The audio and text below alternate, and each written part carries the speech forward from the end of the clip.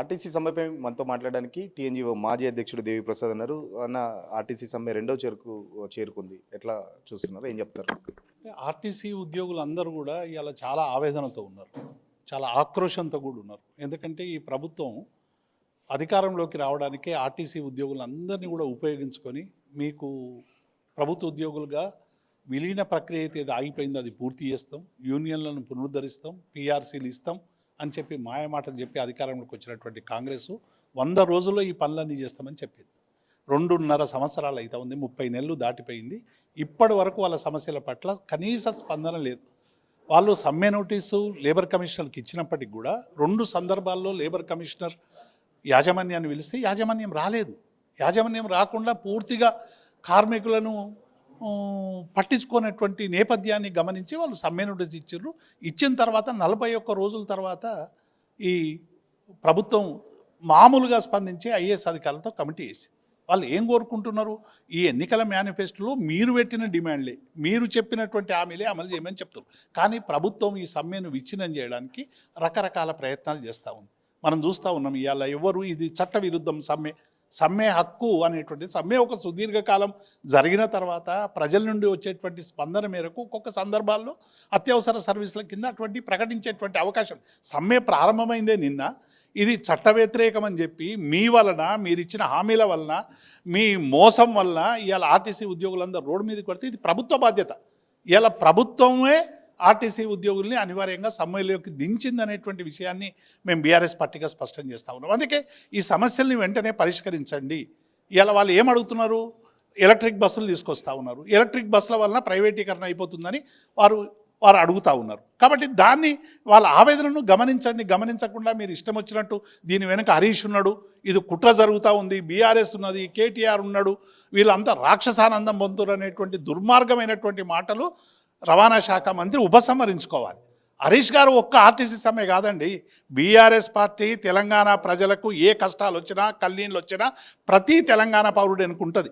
అది రైతు బంధు కావచ్చు, రుణమాఫీ కావచ్చు, మూసీ కావచ్చు, హైడ్రా కావచ్చు, టీజీఐఏసీ భూములు కావచ్చు, లగచర్ల కావచ్చు, కంచగచ్చి భూములు కావచ్చు, ఉస్మానియా మరి సెంట్రల్ యూనివర్సిటీ భూములు కావచ్చు, అట్లాగే కోత్వాలపల్లి దగ్గర చేస్తున్నటువంటి అనుమతి లేనటువంటి మైనింగ్ కావచ్చు. కాబట్టి ఇలా బీఆర్ఎస్ పార్టీ ఒక ప్రతిపక్ష పార్టీగా హరీష్ రావు కానీ మా కేటీఆర్ కానీ ఒక బాధ్యతాయుతమైనటువంటి పాత్రను నిర్వర్తిస్తే సమస్య పరిష్కరించమని చెప్తే వాళ్ళని నువ్వు రాక్షసానందం అనేటువంటి మాటలు మాట్లాడడం అనేటువంటిది ప్రభుత్వం తగదు. కమిటీతో వైపు చర్చలు జరుగుతుంటేనే హరీష్ రావు ఫోన్ చేస్తేనే వాళ్ళు సమ్మెకు ఇచ్చారని చెప్పేసి కూడా నిన్న పొన్నం ప్రభాకర్ కామెంట్ చేశారు. ఇప్పుడు పొన్నం ప్రభాకర్కు ఆ సమ్మె లీడ్ చేస్తున్నది ఎవరో కనీస జ్ఞానం ఉండాలి. అది చేస్తున్నది ఎవరు? ప్రభాకర్ మాకు ఉద్యమ సహచరుడు, మేము అత్యంత గౌరవించేటువంటి నాయకుడు. కానీ ఆర్టీసీ ఉద్యోగుల సమస్య పట్ల హరీష్ రావు ఫోన్ చేస్తే సమ్మెలోకి పోతారా ఎవరైనా? ఆర్టీసీ ఉద్యోగులు 42,000 మంది ఉన్నారు. వివిధ భావజాలాలు కలిగినట్టు సిపిఐ ఉంది, సిపిఎం ఉంది, బీజేపీ ఉంది, కాంగ్రెస్ ఉంది, తెలుగుదేశం ఉంది, ఇంకా అక్కడో ఇక్కడో మేమున్నాం. ఇన్ని సంఘాలు A to C సంబంధించినటువంటి నాయకులు కూడా ఉన్నారు. కాబట్టి ఇవాళ మీరు అవి గమనించుకోకుండా మీరు దుర్మార్గంగా మాట్లాడడం అనేటువంటిది కరెక్ట్ కాదు. హరీష్ రావు డెఫినెట్గా సమ్మె మీరు అనివార్యంగా ఏం చేస్తారంటే కార్మికులు మళ్ళీ మీకు వినతి పత్రాలు ఇచ్చిరి, మీ ఇంటి చుట్టూ తిరిగిరి, ప్రతి దగ్గరికి పోయిరి, ఏం చేయకుండా ఏం చేయాలి? ఇక సమ్మె చివరేస్తాం కదా, ఉద్యోగులకు ఉన్నటువంటి చివరేస్తాం సమ్మె చేయాలని ఏ ఉద్యోగి కూరుకోడు. సమ్మెలకు పోవాలంటే కన్నీళ్ళు వస్తాయి. మేము ఎన్నో సమ్మెలు నడిపినాం, 56 రోజుల సమ్మె నడిపినాం, 5 రూపాయలు పెంచలే విజయభాస్కర్ రెడ్డి. 42 రోజుల తెలంగాణ కోసం సకల జనుల సమ్మె చేసినాం, 12 రోజులు పెన్ డౌన్ చేసినాం. అంతకుముందు అనేక ఉద్యమాలు చేసినాం. ఒక హెచ్ఆర్ఏ గురించి 3 రోజులు పెన్ డౌన్ చేసినాం. ఉద్యోగులను పిలిపించి పరిష్కరించేటువంటి బాధ్యత తీసుకున్నటువంటి గొప్ప గొప్ప ప్రభుత్వాలని చూసినాం. కానీ ఇదేమండి దుర్మార్గమైనటువంటి ప్రభుత్వం. 41 రోజులుగా సమ్మె నోటీస్ ఇస్తే వాళ్ళని పలకరించిన పాపన పోలేదు. హరీష్ రావు పలకరించిండు ఒక ప్రతిపక్ష నేతగా. ఏం సమస్యలున్నాయి చెప్పండి, అవసరమైతే అసెంబ్లీ వేదిక కావచ్చు, బయటకు ఇప్పుడు అసెంబ్లీ జరుగుతలేదు, మేము ప్రజాక్షేత్రంలో పోతాం. నేను డిపో దగ్గరికి పోయి స్పష్టంగా సిద్దిపేట డిపోలో ఆయన ప్రసంగించి మీకు మద్దతు ఇస్తామని చెప్పిండు. మా వర్కింగ్ ప్రెసిడెంట్ కేటీఆర్ గారు మాకు అందరికీ ఆదేశించిండు ఆర్టీసీ సమ్మెకు మనం సంపూర్ణంగా మద్దతు ఇవ్వాలని. కాబట్టి ఇవన్నీ కూడా ఇట్లా హరీష్ రావు గారిని రాకుండా చేయాలంటే మీరు ఇచ్చిన హామీలు అమలు చేయండి. 6 గ్యారెంటీలు గత 10 ఏళ్లలో ఆర్టీసీని మొత్తం నిర్వీర్యం చేసి దాదాపు కూడా అప్పుడు సమ్మె జరిగినప్పుడు కేసీఆర్ పట్టించుకోలేదు. అసలు ఇప్పుడు బీఆర్ఎస్ మాట్లాడడం అసలు వాళ్ళకి నైతిక హక్కు లేదు, ఆర్టీసీ స్ట్రైక్ గురించి మాట్లాడే నైతిక హక్కు మీకు లేదని కూడా కాంగ్రెస్ పార్టీ చెప్తుంది. ఏం చెప్తారు? ఒక బీఆర్ఎస్ పార్టీకే నైతిక హక్కు ఉంది. ఎందుకంటే ఒక సుదీర్ఘ కాలం ఉద్యోగులు పెట్టినటువంటి డిమాండ్ను పరిష్కరించినటువంటి పార్టీ బీఆర్ఎస్ పార్టీ. ప్రభుత్వ ఉద్యోగులుగా గుర్తించి వారికి మేము క్యాబినెట్లో తీర్మానం చేసినాం, యాక్ట్ చేసినాం, అసెంబ్లీలో పాస్ చేసినాం. అది ఎన్నికల కోడ్ వల్ల ఆగిపోయి ఒక 10% పని చేయాలంటే మాకు నైతిక హక్కు లేదా? ఈ 10% పూర్తి చేయాల్సినటువంటి వాడేమో చేయకుంటే వాళ్ళకి మాత్రం నైతిక హక్కు ఉంటుంది. 90% పని చేసినా మాకు నైతిక హక్కు ఉండదా? మేము అవసరమైనప్పుడు రియంబర్స్ చేసి ఆర్టీసీని ప్రైవేట్ పరంగా కాపాడుకోవడే ప్రయత్నం చేసినాం. మహిళా ఉద్యోగులకు 8 గంటల వరకే పని విధానం పెట్టినాం. మాకుందా నైతిక హక్కు? 11 గంటల వరకు ఇలా మహిళలను పని చేసుకుంటున్నటువంటి మీకుందా నైతిక హక్కు? డెఫినెట్గా ఇవాళ ఆర్టీసీ ఉద్యోగుల మీద మాట్లాడేటువంటి నైతిక హక్కు కేవలం బీఆర్ఎస్కే ఉందని. నిజమే, కొన్ని సమ్మె జరిగినప్పుడు మేము తీసుకున్నటువంటి కొన్ని ఫలితాలు సరైనటువంటి సంతృప్తికరంగా లేకపోవడం వల్ల ఆర్టీసీ ఉద్యోగులు మా మీద కోపగించుకున్నటువంటి మాట నిజం. అయినప్పటికీ కూడా మేము 23 ఎన్నికల ముందు ఆర్టీసీ ఉద్యోగులు మా మీద కోపగించుకున్నా, మామూలను ఇబ్బంది పెట్టినా, మాకు ఓటు వేయమని చెప్పినప్పటికి కూడా మేము ఆర్టీసీ ఉద్యోగుల పక్షాన నిలబడి చట్టం చేసినాం, తీసుకొచ్చినాం, పెట్టినాం. మీరు అది పూర్తి చేసి మాట్లాడండి. మీకు నైతిక మీరు ఇవాళ సమ్మెలకు పోతున్నారు, వాళ్ళు మీ అంబాసిడర్లకు ఉపయోగించుకున్నారు, ఓటేయించుకున్నారు, డిపోలో పోయి బతిలాడినరు, మీ కాంగ్రెస్ పార్టీకి ఓటేయించుకొని ఇవాళ అన్ని వర్గాలను తుల్లాడంటే వాళ్ళని తుల్లాడడం అనేటువంటిది ఇది దుర్మార్గమైనటువంటి చర్య. ఇప్పటికైనా ఉద్యోగుల్ని పిలిపించుకొని సమస్య పరిష్కరించండి. మహిళలకు డ్యూటీలు 11 గంటలు కాదు 8 గంటల వరకే వెంటనే సవరణ చేయండి అని మేము పొన్నం ప్రభాకర్ గారికి విజ్ఞప్తి చేస్తాం. 90% మీరే చేశారని చెప్తున్నారు. 10% చేయడానికి గవర్నమెంట్కి వచ్చే ఏంటి అసలు? 10% పని చేస్తే ఒకవేళ ప్రభుత్వ ఉద్యోగులు గుర్తిస్తే ప్రభుత్వంకి ఎంత మేర భారం పడుతుంది? అసలు 4,500 నుంచి 5,000 కోట్ల రూపాయలు భారం పడుతుంది పీఆర్సీ ఇస్తే.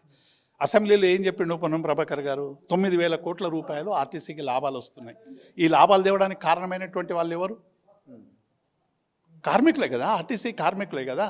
మీరు 350 కోట్లు ప్రతి నెలకు మహిళా ఉచిత బస్సు పెట్టి ఏదైతే మీ ఆక్యుపెన్సీ రేషియో పెంచిర్రో, ఆక్యుపెన్సీ రేషియోను కష్టపడి తీసుకొచ్చి ఇలా బస్సులు నడిపితే 350 కోట్లు నెలలు ఇస్తున్నారా మీరు ఆర్టీసీకి?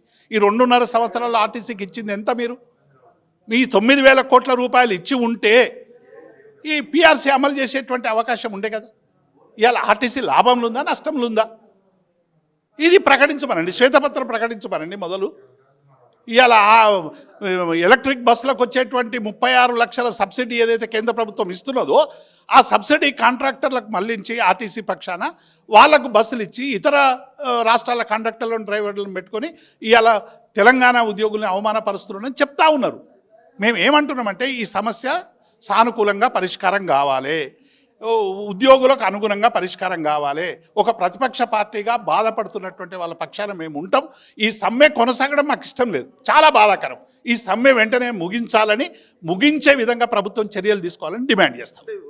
ఉద్యోగ సంఘాలు కూడా బెదిరిస్తున్న పరిస్థితి, చాలా వరకు కూడా టెంట్లు ఇవ్వద్దని కూడా పోలీసులు హుకుం జారీ చేస్తున్నారు. ఒక ఉద్యోగ సంఘ మాజీ నేతగా ఎట్లా చూస్తున్నారు ఉద్యోగ సంఘాలను బెదిరించడానికి? ఇది చాలా దుర్మార్గం. ఎందుకంటే ఒక తాండూరు నేను చూసిన, ఇంతకుముందే తాండూరుకు సంబంధించినటువంటి ఒక ఎస్హెచ్ఓ ఇచ్చినటువంటి నోట్ చూసిన.